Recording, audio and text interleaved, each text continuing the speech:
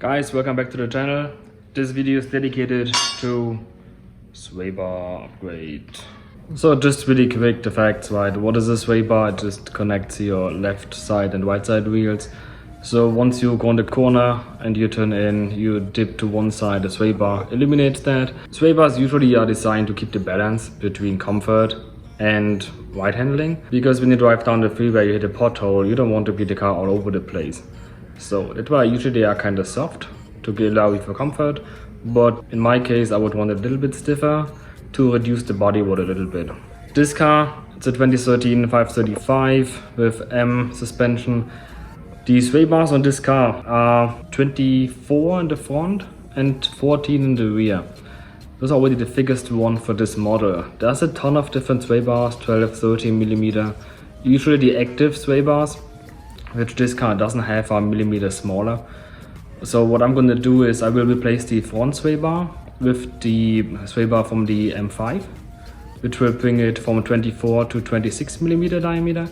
And the rear one I used from this is a 550 GT, but it's the same one used in the 650 coupes and convertibles, and that will bring it from 14 to 16. So I have a 2 millimeter increase in diameter front and rear, which in the end will stiffen the rear one a little bit more. You should know that when you stiffen your sway bar, it will affect the handling, maybe not that much that you notice it, depending how you drive. But when you stiffen your rear sway bar, you will increase the grip on the front axle, because it's softer then.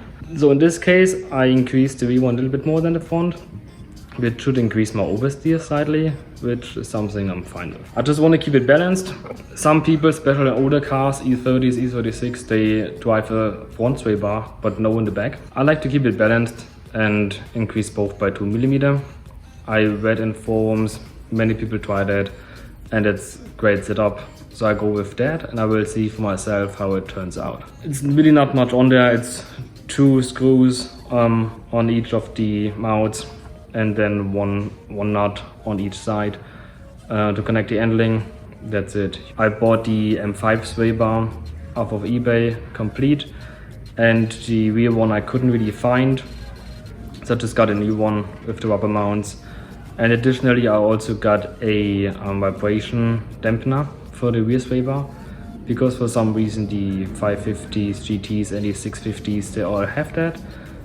Mine doesn't have it, probably wasn't needed, so I'll just go with it also to mimic the original setup. There's really not much to it, so I just get going. So the car's on jack stands. If you have rams, you can go with that, it's easier, save some time. Look at these brakes though. Alpina B7 front brakes, but that's a separate video. I'm gonna link it in the description. I took the wheels off to get access to this part here. It's the front side, the sway bar. These are your end links here. They tend to go bad. How you check it? You go underneath, you grab here, you wiggle up and down, and you feel play in there. Those are the ball joints here and here, and that's why these have to be replaced sometimes. This one usually doesn't, unless you want to, like we do. And next thing is, I have to remove the underbody paneling, because we have to get to this mount point. So let's take the million screws of the underbody off. You start with the front, because that's a little trickier, and that's the one you probably want to do to reduce body roll. The rear sway bar is literally only to restore the balance of the chassis. This is your sway bar here, these are the end links here. And you can already see, if I just zoom in here, focus. This is your mount here. And let me show you something. This is what you're gonna replace it with. It's literally just a weight. It's pretty heavy. But apparently the bigger sway bars have some resonance problems, so BMW decided to slap these on. I'm gonna do the same. Not sure if it's absolutely necessary, but I might as well. So here we have the M5 front sway bar. As see how it tapers down here. This is the difference. This is your effective diameter here. If this is 26, the one on the car right now is 24. Here, this is all the same. There are two bolts on each. You will need a E18 6-point nut, and for out here you need this is a 18 hex, and this is a 40 Torx. Let's take a look here. You see these screws up there. This is the E18. I opened up this little screw here to give some space here to wiggle it out.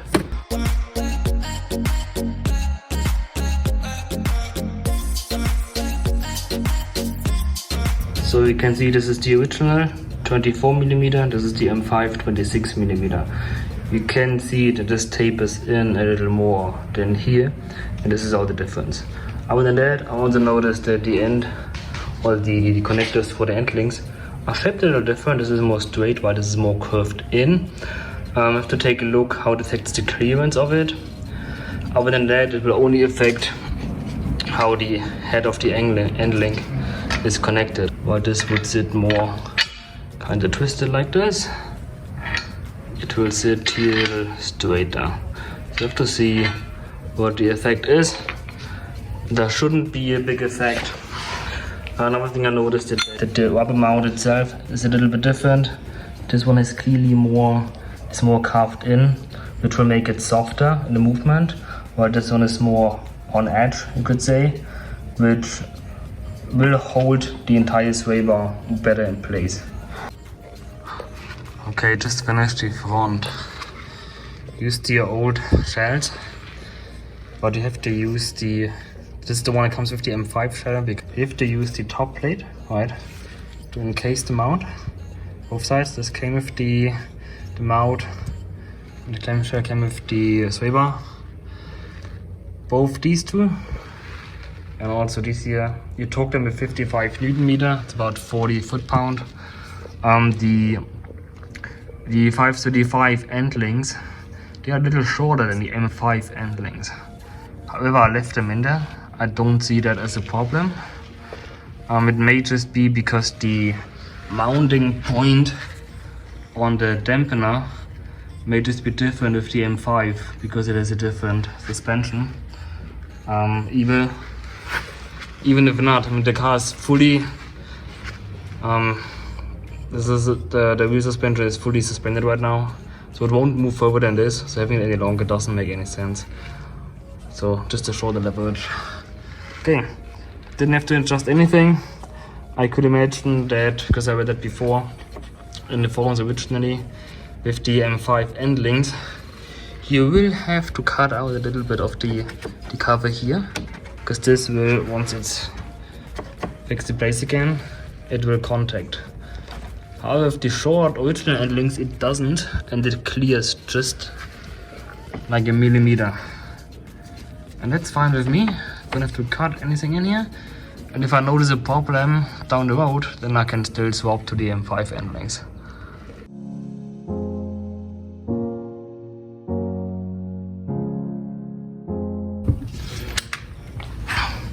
So the passenger wheel is fully compressed right now. You can see the car's floating a little bit. And what I notice is, you can see it pushes the sway bar up, and then there's a little bit of space in the lower one. And on the other side, of course, the other thing around, right here, it pushes it down, and you have a space above it. Hard to show a little bit there, you see it. Should be snug. So this may be because the top plate may not be the ideal shape, because it was designed for a different mount. I will have to do some research and maybe have to change the top plate with the M5 plate also. Unfortunately, quick update, there was a little malheur. I got the front sway bar from a used M5, and the issue is that the top cover plate from the M5 is different than from the non-M5 models. So it pushes deeper into the rubber. Instead, you can see a deep imprint here from the cover plate, and it deforms the rubber over time, so that the cover plates we have on the non-M5s, they don't do it anymore. And in the end you can see in the video that it is not sitting tight, and even at a test drive you can hear it clunking, you can hear the sound. It's not safe to drive, it's not safe to install, so don't bother with a used one, go for a new one right away and you should not have this problem. So let's take a look. Here it is. If your part number upside down, this is what a new one looks like. This only the section. This is what is thicker than the original one. But the part is different, the sticks on it. You torque these in the front with 110. Same on the outside. What you install the center first, both bushings, and then you see you will have to drag up one side almost all the way to align so it fits. The other side is going to be easier, you don't have to go far. It's basically under pre-tension. That's what it looks like. You pay attention to just get your cover plate the right way on there. It's left, this is the right side here. Right. These little noses on the plate, they point to the rear of the car. The rear right. That's all I need to know. Okay, we're now in the rear. This is my brand new rear diff mount. That's the sticker, you can see it says 14mm, right? New one is 16. So the rear one is a little easier to reach. However, these ones are 16. Just notice I don't have a 16 nut, but apparently 5 of an 8 inch the same. And if you look here, where the sway bar connects to the endling, this is also 16, and you need a T30 Torx to hold it. The top end is different than the bottom end. The bottom is still 40 and 18. Okay, so I just removed the old 14mm rear sway bar. Use the sticker 14 made in Czech Republic. It's the new one. 16mm. Here we go. You can get it out without lowering the exhaust. Just a little wriggling, but you should be good. Everything else looks quite similar. Quite identical. The new rubber bushing is the old one. Only difference is slightly bigger hole in there. You can use the old mounting shells. This is the vibration dampener I got. It is the exact same fit. So one is out. I removed the shells and the rubber bushings and then wiggled it out. So now reverse. I will wiggle it in first and then snap these on and put the mount on both sides. Torque should be 150 again. 45-50 Newton should be fine.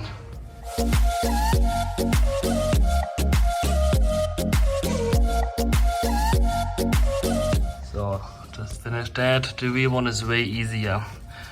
It's debatable if you need this vibration absorber or not. Everybody can try for themselves. Since all the cars who have the 16mm have this one, I just went with it also. It is not a problem at all. Got this one off eBay for $30-35 instead of paying 170 new. The sway bar installation itself is super easy. You do not have to lower the exhaust. You can fiddle it through. I used the original endlings. It's one-to-one the same design, other than it's a little thicker. And let's go for a drive. Let's see how it drives. So now I installed these upgraded, if you want to, sway bars. But what's the outcome? What's the result of it? Why I did it? I mentioned in the beginning. I just want to tweak the handling a little bit. And after driving it for a while, my observations are that the turn-in is a little bit sharper. It's a little bit more direct. So the car feels more nimble despite its hefty weight. Body roll is reduced, you can notice that, but it's really tiny, and that's how I wanted it. I don't want to make a dramatic impact. If then I would have used some H&R sway bars, they're like way thicker, and you can tell that for sure. Even if your butt dyno isn't dialed in, you can still tell that difference. For me, it just tweaked the handling of the car a slight bit in that particular area, exactly how I wanted it. So I still want to have the comfort, and I just wanted to make it a little bit more sporty and more direct. Also, it is still undercover. It's flying under the radar because it's still original black. It's not red or like bright yellow or blue or anything, so you can't tell that they've been changed. Nobody would assume that you changed them and it looks so under the radar. On the negative side, I did notice an increase in bump steer, which means when you go in a straight line, actually your sway bar isn't really engaged until you hit a bump on one side. And usually it's not a bump but a pothole or a manhole cover, and you can tell the difference, especially on the rear of the car. It feels like you just drive and suddenly you hit a bump and the rear end just wants to kind of steer out a little bit. It doesn't do anything, it still goes straight, but you can just tell that the car is a little bit more unsettled going over bumps in a straight line. However, initial turning and cornering is improved. That's what I wanted. I'm okay with that downside impact. It's not so dramatic that I'm regretting it and take it out again. So with that, I'm done on this. Thanks for watching. Hope this video was somehow useful to you, and I'll see you in the next video.